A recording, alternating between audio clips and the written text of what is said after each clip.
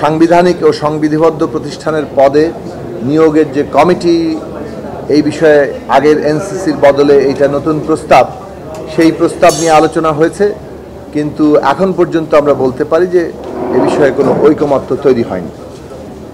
আমরা আমাদের দলের দিক থেকে রাষ্ট্র সংস্কার আন্দোলন আছে, আমাদের গণতন্ত্র মঞ্চের অবস্থানের জায়গা থেকে আমরা বলেছিলাম বহুদিন ধরে, বিশেষত আমরা গণসংহতি আন্দোলন 2004 সাল থেকে নির্বাচন কমিশনে নিয়োগের এই ধরনের কমিটি গঠনের আন্দোলন করেছি।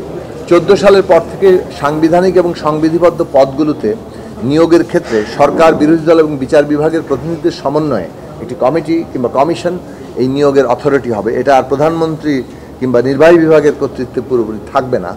এই রকম একটি বিষয় প্রস্তাবনা করে আমরা দীর্ঘদিন ধরে আন্দোলন করছি, কারণ আমরা অভিজ্ঞতা থেকে দেখেছি বাংলাদেশে এইভাবে সাংবিধানিক এবং সংবিধিবদ্ধ প্রতিষ্ঠানগুলো সম্পূর্ণভাবে নির্বাহী বিভাগের কর্তৃত্বে থাকার কারণে, বিশেষত নিয়োগের জায়গাটি, তারা অনুগত লোকজনকেই নিয়োগ দেন এবং তারা ওইভাবেই এই প্রতিষ্ঠানগুলোকে একটা নির্বাহী বিভাগের প্রতিষ্ঠানে পরিণত করেন। যার ফলে যেটা ধারণা করা ছিল যে নির্বাহী বিভাগের সাথে সাংবিধানিক প্রতিষ্ঠানগুলো কিছুটা চেকস অ্যান্ড ব্যালেন্স রক্ষা করবে, সেটা আর বাংলাদেশে আমরা কখনোই দেখিনি। আমরা এখন মনে করি যে এই বিষয়ে আমাদের লড়াই অব্যাহত থাকবে।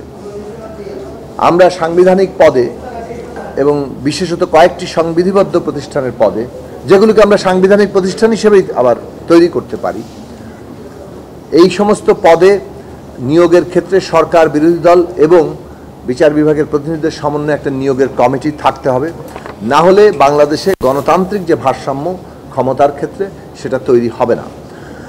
আধুনিক রাষ্ট্র ব্যবস্থা মানে কিন্তু রাষ্ট্রের একটা কাজ হচ্ছে জনগোষ্ঠীকে ঐক্যবদ্ধ রাখা, এবং তার মধ্যে নানা দ্বন্দ্ব, পার্থক্য ইত্যাদি থাকে জনগণের মধ্যে। সেইখানে একটা তার মীমাংসা এবং করে ঐক্যবদ্ধ রাখার প্রতিষ্ঠান হচ্ছে রাষ্ট্র। রাষ্ট্র পরিচালনা করে সরকার, সে কারণে সরকার ও রাষ্ট্র কিন্তু এক নয়। সরকার এবং রাষ্ট্রের মধ্যে যে পার্থক্যটা এবং ভারসাম্যটা, সেইটা থাকার জন্যই কিন্তু সরকারের যে কাঠামো, সেই কাঠামোর ন্যূনতম যে জায়গাগুলো, সেগুলোতে এই ভারসাম্যটা রক্ষা করা, তার স্বাধীন এবং তার নিজস্ব আইন এবং এখতিয়ার অনুযায়ী কাজ করার সক্ষমতা, এটা যে কোনো গণতান্ত্রিক ব্যবস্থার জন্য অপরিহার্য ব্যাপার। বাংলাদেশে অভিজ্ঞতার দিক থেকে অন্তত আমরা বলতে পারি, যদি নির্বাচন কমিশন এবং পাবলিক সার্ভিস কমিশন, যেটা পাবলিক সার্ভিস কমিশনের মাধ্যমে পুরো রাষ্ট্রের কর্মকর্তাদের নিয়োগ চলে, এবং এইটা কিভাবে দলীয়কৃত হয়েছে প্রত্যেক সরকারের দ্বারা, এটা আমরা দেখেছি। নির্বাচন কমিশন কিভাবে একটা অনুগত প্রতিষ্ঠান হিসেবে কাজ করেছে, সেটা আমরা দেখেছি। ফলে আমরা যেটা মনে করি যে একটা তত্ত্বাবধায়ক সরকারের অধীনে নির্বাচন আমাদের এখানে হবে, সেটা একটা জাতীয় নির্বাচনের ক্ষেত্রে সুরক্ষা, কিন্তু 5 বছর ব্যাপী বাই ইলেকশন সহ স্থানীয় সরকারের নির্বাচন হয়, এবং সেক্ষেত্রে নির্বাচন কমিশন যদি স্বাধীন না থাকে, তাহলে আবারও সেই সব নির্বাচনগুলো সবই সরকারি দলের নিয়ন্ত্রণে চলে যায়। এইটা বন্ধ করতে গেলে নির্বাচন কমিশন এবং পাবলিক সার্ভিস কমিশন, দুইটা রাষ্ট্রের গঠনগত জায়গায় সরকার এবং রাষ্ট্রের যে ভারসাম্য, সেটার জন্য একেবারেই অপরিহার্য বাংলাদেশে, এবং এইটার ব্যাপারে আমরা আমাদের লড়াই ভবিষ্যতে অব্যাহত রাখবো। আমরা আশা করি দেশের যারা এটা দ্বিমত করেছেন, বিএনপি সহ বেশ কয়েকটি দল, আমরা তাদের কাছে আহ্বান রাখবো, জনগণের যে বৃহত্তর আকাঙ্ক্ষা, দীর্ঘদিনের যে লড়াইয়ের মধ্যে দিয়ে উত্থাপিত দাবি, সেগুলোকে তারা পুনর্বিবেচনা করবেন এবং একটা ন্যূনতম ঐকমত্যের জায়গায় আমরা আসতে পারবো। আপনারা ইতিমধ্যে উচ্চকক্ষের কথা শুনেছেন। সোজা সাপটা সহজ ভাষায় বলি যে আমরা উচ্চকক্ষের সাথে একমত, অধিকাংশ দল এখানে একমত।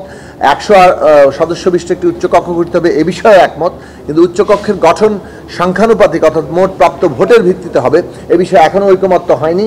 কতগুলো অপশন আছে যে এই যদি পিআর হয়, তাহলে সংবিধান সংশোধনের প্রশ্নটি সিম্পল মেজরিটিতে, অর্থাৎ 51%-এর মধ্যে দিয়ে হবে, কিন্তু আরেকটা প্রস্তাব দেওয়া হয়েছে যে পিআর করলে সংবিধান সংশোধনের প্রশ্নটিকেও এখানে রাখা যাবে না, এখানে উচ্চকক্ষে সকল বিল আলোচনা হতে পারবে, কিন্তু শেষ পর্যন্ত নিম্নকক্ষই সিদ্ধান্ত নেবে।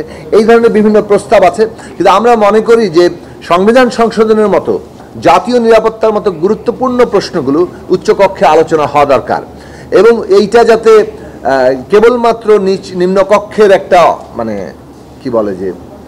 আরেকটা কাঠামো না হয়, যে নিম্নকক্ষ আর উচ্চকক্ষ একই জিনিস, তার রেপ্লিকার মতো না হয়, সে কারণে এখানে অন্ততপক্ষে সংখ্যানুপাতিক পদ্ধতিতে, অর্থাৎ প্রাপ্ত ভোটের ভিত্তিতে যদি সিলেকশন না হয় কিংবা নির্বাচন না হয়, তাহলে আসলে কোনো পার্থক্যই তৈরি হয় না।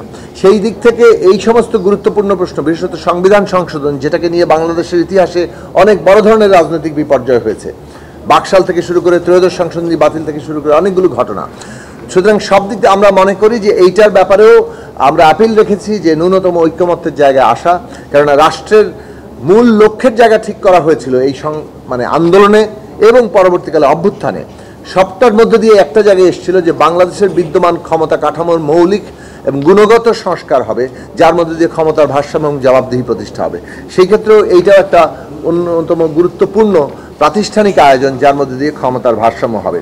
নারীর আসনের ক্ষেত্রে আজকে তেমন বিস্তারিত কোনো আলোচনা হয়নি, যদি বিভিন্ন প্রস্তাব এসছে। এইখানে যে প্রস্তাব দেওয়া হয়েছিল যে 300 আসনের মধ্যে সাধারণ আসন থাকবে, 100 নারীর আসন সংরক্ষিত থাকবে, এই নিয়ে মোট 400 আসনের পার্লামেন্ট হবে, সে নিয়ে একটা সাধারণ ঐক্যমত্য থাকলেও 100 আসনের নিয়োগ, 100 আসনের যে নির্বাচন পদ্ধতি, সেটা নিয়ে এখনো পর্যন্ত কোনো ঐক্যমত্য হয়নি। আমরা নতুন প্রস্তাবনা যেটা এখানে এসেছে, এবং এই প্রস্তাবনাটা আমাদের দিক থেকে আমরা আলোচনা করেছিলাম, যেটা আসলে যে 300 আসনের মধ্যে 100 ঘূর্ণায়মান যাবে, কিন্তু ওই 100 আসন বিদ্যমান আসনের মধ্যে হবে, নতুন 100 আসন তৈরি করার কোনো প্রয়োজনীয়তা নেই। 300 আসনের প্রথম 100টি, পরবর্তী নির্বাচনে দ্বিতীয় 100টি, তৃতীয় নির্বাচনে তৃতীয় 100টি, এইভাবে 100টি আসন নির্দিষ্ট থাকবে। শুধুমাত্র নারী প্রতিদ্বন্দ্বীরাই সেখানে প্রতিদ্বন্দ্বিতা করবেন এবং সরাসরি নির্বাচনে নির্বাচিত হবেন। ফলে নারী প্রতিনিধিরা মূলত কনস্টিটিউয়েন্সিতে নির্বাচন করবেন, কিন্তু তারা আসলে মূলত পলিসি মেকার হিসেবে, নীতি নির্ধারক হিসেবে পার্লামেন্টে যাবেন। এই রকম একটি, যেহেতু একটা দ্বৈত ক্ষমতার জায়গা তৈরি হয়, সেই ক্ষেত্রে এই মীমাংসার জায়গাটা সেইভাবে হতে পারে বলে এখানে প্রস্তাবনা এসছে।